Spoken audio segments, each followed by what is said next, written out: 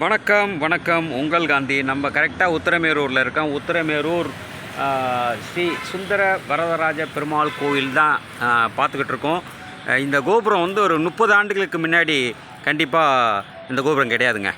காரணம் என்னென்னா, அப்போ வந்து வெறும் அந்த கோவில் கோபுரம் எழுப்ப முடியாமல் 4 கால் மட்டும்தான் இருந்தது ஒரு 30 ஆண்டுகளுக்கு முன்னாடி. இப்போ நம்ம இந்த கோபுரம் கம்பீரமாக பார்க்குறோம். ஆனால் இந்த கோவில் கோபுரம் எப்படி உருவாச்சுன்னா, மாதிரி அம்மன், இந்த உத்திரமேரூர்லேயே மாதிரி அம்மன் கோயில் ஒன்று இருக்குது. அந்த அம்மன் கோயில் கும்பாபிஷேகம் ஆன பிறகு தான் இந்த கோவில் கோபுரமே அமைஞ்சது அப்படின்னு சொல்லி ஒரு வரலாறு சொல்கிறாங்க. அதே மாதிரி இது பக்கத்தில் ஒரு பழமையான ஒரு முருகன் கோவில், அதாவது நம்ம சூரசம்ஹாரம் நடந்ததுக்கு முன்னாடியே உருவான ஒரு முருகன், ஒரு முருகன் கோவில், அருமையான முருகன் கோவில். அந்த கோபுரமும் மொட்டை கோபுரமாக தான் இருந்தது. அதுவும் அதுக்கப்புறம் தான் அந்த கோபுரம் வந்தது. அப்புறம் இந்த சுற்றி இந்த உத்திரமேரூரை சுற்றி நிறைய வரலாறை இதே ஊர்லேயே பிறந்து வளர்ந்து இதே ஊர்லேயே வளர்ந்த பற்ற பாலு என்கிற என் பலராமன் அவர்கள் நிறைய கருத்துக்களை சொல்கிறாங்க. ஐயா மாதிரி அம்மன் அப்படின்னு இங்கே அதுவும் ஒரு பழமையான ஒரு அம்மன் கோவில். அதை பற்றி சொல்லுங்கள் ஐயா அந்த கோயிலை பற்றி. அந்த கோயிலில் ஒரு கோயிலோட பேர் என்ன சொன்னீங்க? மாதிரி அம்மன். சொல்லுங்கள், அந்த வரலாறு சொல்லுங்கள். அந்த கோவிலுக்கு ஏன் அந்த பேர் வந்தது அப்படின்னா, ஒரு அரக்கன் தவறுதான் தவறு தேவர் மூவர்கள் எல்லாருக்கும் தவறு வருத்தவானான். எல்லாரும் என்ன செய்யறாங்க, கடினமான தவறதுக்கானு எல்லாருமே ஒவ்வொருத்தரும் ஒவ்வொரு வரத்தை கொடுத்துறாங்க. வரத்தை வாங்கிட்ட பிறகு இந்த வரம் கொடுத்தவங்களே அவன் ஆட்சி படைக்க ஆரம்பிச்சிட்டான். சரி, இதையெல்லாம் பார்த்தாங்க. என்னடா நம்ம வரம் கொடுத்தோம், நம்மளே ஆட்சி படைக்கிறான்னு எல்லாரும் ஒன்று சேர்ந்து ஒரு மனதா மாதிரியா ஒரு அம்மாவை அனுப்புறாங்க. அதுதான் அந்த கோயிலுக்கு பேர் அந்த அம்மாவுடைய பேர் மாரியம்மன் வந்தது. காரணமே நிறைய பேர் மாரியம்மன் தெரியாம அது வேற இங்கே இருக்கு, நம்ம பஸ் ஸ்டாண்ட் பக்கத்தில் இருக்குது. அது மாரியம்மன், இது மாதிரி அம்மன். சொல்லுங்க. அதனால அந்த அம்மனுடைய வரலாறு அது. நாங்கள் அந்த கோயில் நான் பணிபுரிஞ்சுட்டு இருக்கேன். பௌர்ணமிக்கு நாங்கள் ஓமம் வளர்த்துறோம், சிறப்பாக அன்னதானம் கொடுக்குறோம், சிறப்பாக எங்களால் முடியும். இல்லை, அந்த கோயிலோட வரலாறு நடுவில் விட்டுட்டீங்க. அந்த மாதிரி அம்மனை அனுப்புகிறாங்க. அந்த அம்மா அந்த அரக்கனை ஆயிஷு தான் கால் கீழே அந்த சிலை இருக்கிற மாதிரி பிரிவுது அந்த அம்மா கால் கீழே. ஆனால் நடந்த இடம் இதான். அதான் நடந்த இடமும் இதான். அதான் அதான் தான் நம்ம அந்த இடத்துல ஸ்தாபிதம் பண்ணியிருக்காங்க. மாதிரி அம்மன். சரிங்க ஐயா. நீங்கள் பார்த்துக்கிட்டு இருக்கிறது உத்திரமேரூர் முருகன் கோவில். இந்த கோயிலோட சிறப்பு என்னென்னா, இந்த கோயில் சூரசம்ஹாரத்துக்கு முன்னாடியே உருவான கோவில். சூரசம்ஹாரம் நடந்து எத்தனை ஆண்டுகள் இருக்கும், அதுக்கு முன்னாடியே உருவான கோயில்லாம் எப்படி பாருங்கள். ஏன்னா இந்த கோயிலில் முருகருக்கு எந்த முருகன் கோயிலாக இருந்தாலும் அவருக்கு முன்னாடி மயில் இருக்கும். ஆனால் இந்த ஒரு இடத்துல மட்டும்தான் முருகரோட அண்ணன் நிற்பார், ஃப்ரண்ட்டில் யானை உட்காந்துருப்பார். இந்த ஒரு கோயிலில் மட்டும் யானை உட்காந்துருக்கும். இந்த மாதிரி யானை உட்காந்துருக்க பல முருகன் கோயில் இருந்தால் அது சூரசம்ஹாரத்துக்கு முன்னால் உருவான கோவில். ஏன்னா அண்ணன் என்ன சொல்லுவார், என்னை பார்த்துட்டு தாண்டா தம்பியை பார்க்கணும் அப்படின்ற மாதிரி. ஐயா உங்கள் பேர்? பலராமன். உங்களோட நீங்கள் என்ன தொழில் செஞ்சிட்ருக்கீங்க சின்ன வயசுலேருந்து? மெக்கானிக்கல் தான். என்னென்ன மெக்கானிக்கலில் என்ன? லேத் ஒர்க்கு, ஆயிலெலாம் ரிப்பேர் பண்ணுறது, கிணத்துல மண் அடிக்கிற ட்ரெயின் செய்கிறது, சரி, டயர் வண்டியெல்லாம் செய்கிறது, சரி, பவர் டில்லருக்கு ட்ரெயிலர் செய்கிறது, இந்த ஒர்க்கெல்லாம். உங்கள் ஒர்க் ஷாப் எங்கே இருக்குது? இந்த பக்கத்தில் தான் ஒர்க் ஷாப் இருந்த இடத்துல தான் இப்போ பேரணி கேள்வி கொடுத்துருக்கேன். சரி, இப்போ அந்த உத்திரமேரூரோட வரலாறு சொல்லுங்களேன். உத்திரமேரூர் மிக சிறப்பான வரலாறு. சொல்லுங்க. என்னன்னா, உத்திரமேரூர் இது ஒரு ராஜா ஆண்ட இடம். அந்த ராஜாவுடைய பேர் என்னன்னா, சொல்லுங்க, விராட மகாராஜா. சரி, அந்த விராட மகாராஜா அந்த காட்டில் என்ன வச்சு வாழ்ந்தாருன்னா, கோக்களை பசுக்களுக்கு தான் வச்சு வாழ்ந்தார். கோசரம் வேற ராஜா மனுஷால் வச்சு வாழல, அந்த கோவிலோட தான் இருந்தார். வெறும் பசுமாட்டு, இந்த சுற்றி பசுமாட்டு தான். ஆமாம், சுற்றி பசுமாட்டு தான் இருந்தது. அப்படி இடத்துல பஞ்சபாண்டவர் 16 ஆண்டு வனவாசம் வர்ற காலத்தில் இந்த விராட மகாராஜன் தான் தங்குறாங்க. அவர்கிட்ட தங்குற போது இந்த உத்திரமேரூரில் தங்கியிருக்காங்க பஞ்சபாண்டவர்கள். தங்கியிருக்காங்க.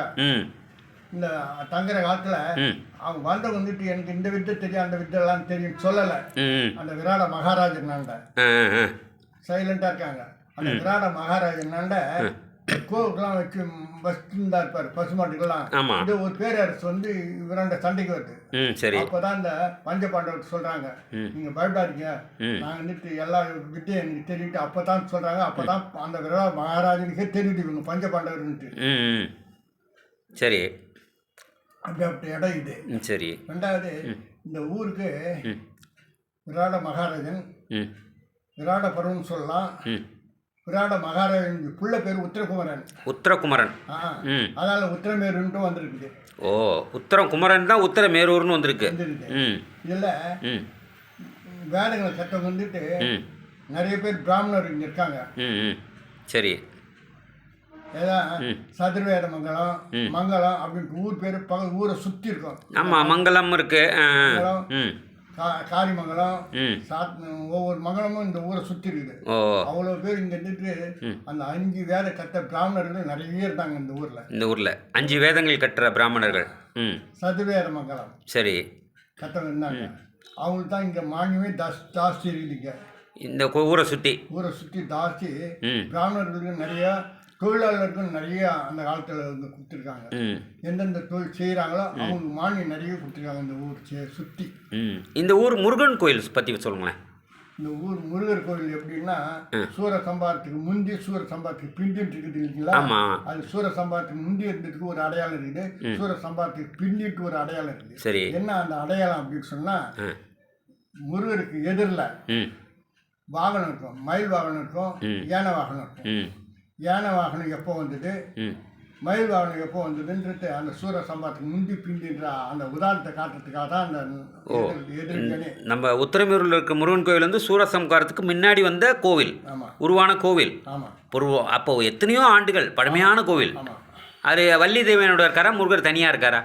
முருகர் மட்டும் சில செய்தி எட்டாந்து வச்சு இடம் இல்லை. அந்த உருவான இடம், அது உருவான இடம்னா ஒரு பெரிய பாறை வந்து அதில் உருவான இடம். அந்த இடம் மூலஸ்தானம்.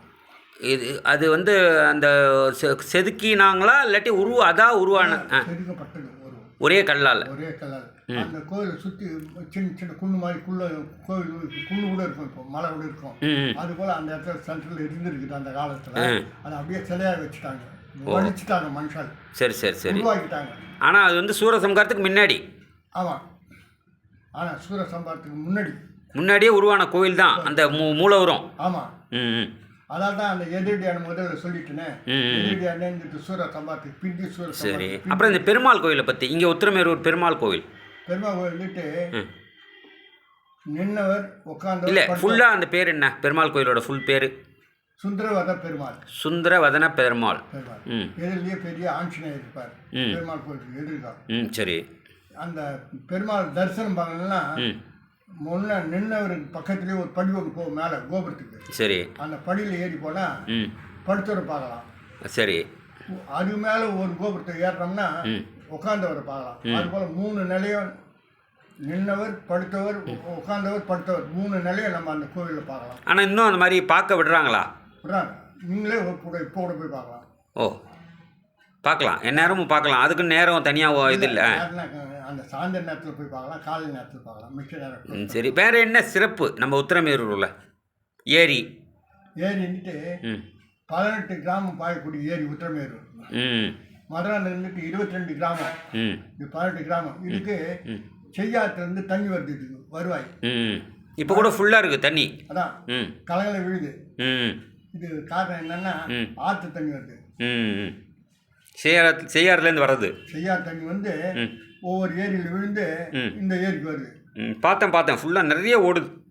அது போல் ஒரு சிறப்பான. ஆனால் மீன் ரொம்ப இந்த ஏரியாவில் உத்திரமேரூர் ஏரி மீன் தான் நிறைய இடத்துல விற்கிறாங்க, பார்த்தேன். நிறைய உண்டு. பெருசாக ஜிலேபி 10 கிலோ ஜிலேபி. அதான் அது இருந்துட்டு வெடியாத இது ஏரி. வெடியாது அந்த அளவுக்கு ஏரி. வெடிக்கிற நேரத்துக்காட்டியும் ஒவ்வொரு வருஷம் பிறந்துடும், அது தண்ணி வந்துடும், ஆற்று தண்ணி வந்துடும். நிறைய தண்ணி இருந்தே இருக்கிறதால அந்த ஜீவன் வசிக்கிறதுக்கு வசதியான இடம். அதான் நான் பார்த்தேன் ஒரு ஜிலேபி 8 கிலோ. ஆமாம். 9 கிலோ 10 கிலோன்றாங்க. விரால் கூட உண்டு. விரால் நிறையா இருக்குது. வேற என்னையா சிறப்பு இந்த உத்திரமேரூர்? அதாவது கோவிலுக்கு சிறப்பான இடம். சுற்றி கோவில், ம் வைகுண்ட பெருமாள், ம் கைலாசநாதர், ம். அதுபோல் நிறைய கோவில் சுற்றி கோவில் இருக்கு. ம் சிறப்பான இடம். ரொம்ப மகிழ்ச்சி. ஐயாவை வந்து நம்ம பார்த்தோம். உத்திரமேரூரை பற்றி நிறைய இடத்த நம்ம தெரிஞ்சுக்கிட்டோம். உத்திரமேரூரில் என்னென்ன இருக்குது. இது இல்லாமல் ஐயா வந்து சுற்றுலா நிறைய இடம் எடுத்துகிட்டு போகிறாங்க. 12 ஜோதிர்லிங்கத்தையும் கூப்பிட்டு போகிறாங்க. அதை சுற்றி இருக்கிற மற்ற இடங்களையும் காமிச்சிக்கிட்டு இவங்களும் ஐயாவும் பத்ரிநாத், கேதார்நாத், யமுனோத்ரி. ம் பத்ரிநாத், கேதார்நாத்தில் பூமியிலேருந்து கந்தக தண்ணி, சுடு தண்ணி மேலே வரும். ம் ம் அரிசியை கட்டி ம் ஒரு துணியில் போட்டால் சாதம் வந்துடும். அதான் இந்த மாதிரி ஐயா வந்து அத்தனை இடங்களும் கூப்பிட்டு போகிறாங்க. ஐயாவை தொடர்பு கொள்வோம். ஐயாவோட ஃபோன் நம்பரும் இதுலேயே நான் தொடர்பு கொள்கிறேன். ஐயாவோட மாப்பிள்ளை நம்பரையும் தொடர்பு கொள்கிறேன். சுற்றுலா போகிறோன்றவங்க அவசியம் தொடர்பு கொள்ளலாம். வணக்கம் ஐயா. உத்திரமேரூர் பெருமாள் கோயிலை பார்த்தோம், முருகர் கோயிலை பார்த்தோம். அதே மாதிரி உத்திரமேரூர் ஏரி பக்கத்தில் இருக்க ஃபேமஸான விநாயகர் ஆலயம். இந்த ஆலயத்தில் எந்த ஒரு நிகழ்ச்சியாக இருந்தாலும் அந்த வீட்டுக்காரங்க வந்து இங்கே வந்து ஒரு பூஜை பண்ணிட்டு தான் போவாங்க. இல்லைனா அந்த பூஜையை அவங்க ஃபங்க்ஷனை முடிச்சுட்டு இங்கே வந்து அவரை பார்த்துட்டு போவாங்க. அந்த அளவுக்கு சிறப்பான ஒரு விநாயகர். அவர் பக்கத்துலேயே இந்த ஏற்கனவே நம்ம பார்த்தோம், அந்த போன ஒரு பதிவில் நம்ம பார்த்தோம் அந்த உத்திரமேரூர் ஏரி எப்படி இருக்குது அப்படின்னு. ஏற்கனவே தண்ணி குறைஞ்சிருந்தது, இப்போ அதிகமாக இருக்குது. அந்த வெள்ளை கல்லோட அந்த பெரிய கல், ஒரு அடையாள கல் இருக்குது பாருங்கள், அதில் வெள்ளை மட்டும்தான் தெரியுது பாருங்கள். கடல் போல் காட்சி அளிக்குது பாருங்கள். இந்த பாருங்கள், அருமையாக கடல் போல் காட்சி அளிக்குது. உள்ளே போய் பார்க்கலாம் அங்கே எப்படி தண்ணி போயிட்டுருக்குன்னு பாருங்கள். கடல் போல் காட்சி அளிக்குது. இது வந்து செய்யார், அங்கேருந்து வர ஆற்று தண்ணி தான். இந்த தண்ணியெல்லாம் இங்கே பாருங்கள் நல்லா வேகமாக போகுது. நம்ம முன்பதிவு இதுக்கு முன்னாடி ஒரு 10 நாள் முன்னாடி பார்த்தோம், அதோடு அதிகமாக தான் போயிட்டுருக்கு. இந்த தண்ணியெல்லாம் மதுராந்தகம் போய் அங்கேருந்து கடலில் தான் கலக்குது. யாரும் தடுப்பணை கட்டுறாங்களோ இல்லையோ, ஆனால் தண்ணியை சேமிக்கிறது கிடையாது. தடுப்பணை கட்டினாங்கன்னா ரொம்ப சேமிப்பு, இந்த தண்ணியெல்லாம் சேமிக்கலாம். இந்த மாதிரி மழைக்காலங்களில் தான் சேமிக்க முடியும். பாருங்கள் எவ்வளோ தண்ணி வீணாக போகுது. அதே மாதிரி அண்டவாக்கம் கொத்தமங்கலம் ஏரி, அந்த ஏரி வந்து காலியாக இருக்குது. அதில் இந்த தண்ணியை யாராவது திருப்பி விட முடிஞ்சால் விட்டால் சேஃபாக இருக்கும். ஏன்னா அதை சுற்றி 18 கிராமத்துக்கு மேலே கிராமங்கள் இருக்குது, அவங்களுக்கெல்லாம் பயன்பெறும். பாருங்கள் தண்ணி இவ்வளோ தண்ணி வேஸ்ட்டாக தான் போயிட்டுருக்கு. பாருங்கள் எவ்வளோ தண்ணி பாருங்கள். பார்க்கும் இடமெல்லாம் வெள்ளக்காடு போல் காட்சி அளிக்குது நம்ம உத்திரமேரூர் ஏரி. அதை தான் பார்த்துக்கிட்டு இருக்கீங்க. இந்த பக்கம் பாருங்கள், இந்த பறவைகள் அந்த பக்கம் இருக்குது. எனக்கு கண்ணுக்கு தெரியுது, கேமராவுக்கு தெரியல. ரொம்ப மகிழ்ச்சியாக தான் இருக்குது.